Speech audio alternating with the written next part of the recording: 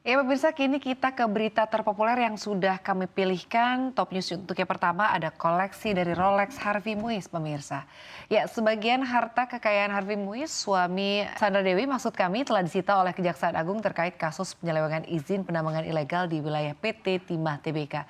Saat penyidik menggeledah kediaman Harvey yang berada di kawasan Pakubono, Jakarta Selatan, sejumlah jam tangan juga turut disita. Harvey diketahui gemar mengkoleksi jam tangan mewah dengan harga mulai ratusan juta hingga puluhan miliar. Daftar jam tangan yang pernah dikenakan oleh Harvey ada di beberapa momen yang diunggah di akun Instagram Sandra Dewi. Tercatat seperti Rolex chronograph Paul Newman dengan harga senilai 24,8 miliar rupiah, serta Richard Mille, Rafael Nadal yang dibanderol 2,2 miliar rupiah. Lalu ada Patek Philippe, Nautilus dengan kisaran harga 2 miliar rupiah, hingga Audemars Piguet Royal Oak yang bisa menguras kocek hingga 2 miliar rupiah.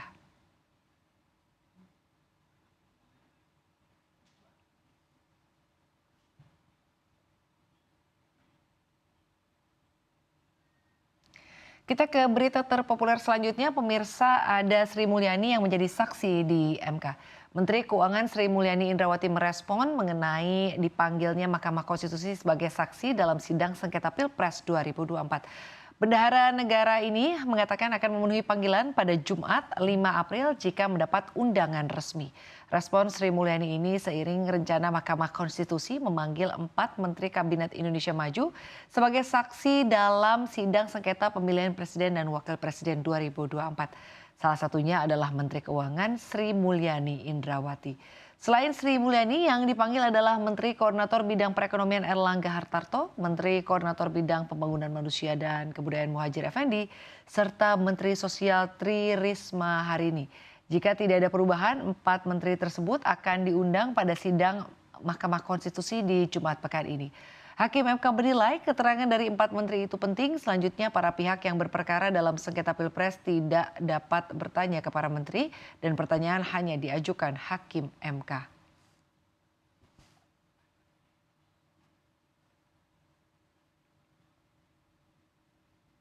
Ya, kita ke berita terpopuler selanjutnya, ada Filipina yang panas sekali pemirsa. Ya, cuaca panas melanda Manila, Filipina. Sejumlah sekolah bahkan terpaksa membatalkan kelas tatap muka pada Selasa 2 April. Temperatur di ibu kota bahkan menembus 42 derajat Celcius. Indeks panas yang mengatur kondisi suhu dengan pertimbangan kelembapan menyebut Manila dalam tingkat bahaya. Penutupan sekolah ini setidaknya terjadi di Quezon, bagian kota yang paling padat penduduknya. Sekolah dasar dan menengah dilaporkan tutup sementara. Sekolah-sekolah di daerah lain juga diberi pilihan oleh pejabat setempat untuk beralih ke pembelajaran jarak jauh atau online. Sebagian sekolah juga memilih memperpendek jam pelajaran untuk menghindari waktu terpanas pada hari tersebut. Adapun indeks panas dengan suhu 42 hingga 51 derajat Celcius dapat menyebabkan kram panas dan kelelahan akibat panas dengan serangan panas yang mungkin terjadi jika paparan terus-menerus. Cuaca ekstrim diprediksi masih akan terus terjadi hingga Rabu di mana suhu diramalkan menembus 43 Celcius. Sebelumnya Organisasi Meteorologi Dunia WMO telah memberikan kode merah tentang keadaan iklim global pada 19 Maret lalu. Dalam laporan itu digambarkan bagaimana pencairan es di kutub terjadi dengan tingkatan yang semakin cepat dibandingkan beberapa tahun sebelumnya di tengah sorotan banyaknya bencana yang terjadi akibat perubahan iklim. WMO menyatakan langkah dunia soal perubahan iklim masih perlu ditingkatkan, utamanya dari unsur pendanaan.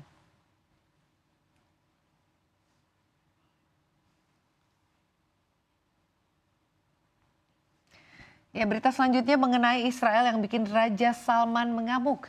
Pemerintah Raja Salman Arab Saudi ikut mengomentari situasi yang terjadi di Suriah pasca serangan rudal Israel di konsulat Iran di Damaskus. Komentar tersebut dilontarkan Kementerian Luar Negeri Saudi. Dalam pernyataannya, kerajaan Saudi menolak tegas aksi Israel terhadap penargetan fasilitas diplomatik dengan alasan apapun dan dengan dalih apapun. Aksi Israel pun dianggap merupakan pelanggaran terhadap hukum diplomatik internasional dan aturan kekebalan diplomatik. Sebelumnya sebuah rudal Israel berhasil mengenai kantor konsulat Iran di Damaskus. Observatorium Suriah untuk Hak Asasi Manusia yang berbasis di Inggris mengatakan 11 orang tewas dalam serangan tersebut. Iran pun mengumumkan bahwa beberapa diplomat lama tewas bersama Brigjen Muhammad Reza Zahedi dan Wakil Zahedi Jenderal Haji Rahimi.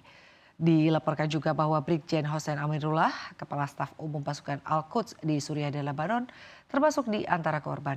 Akibat serangan ini, Presiden Iran Ebrahim Raisi mengatakan bahwa kejahatan pengecut tidak akan dibiarkan begitu saja. Ia berjanji akan mengambil tindakan tegas terhadap Tel Aviv.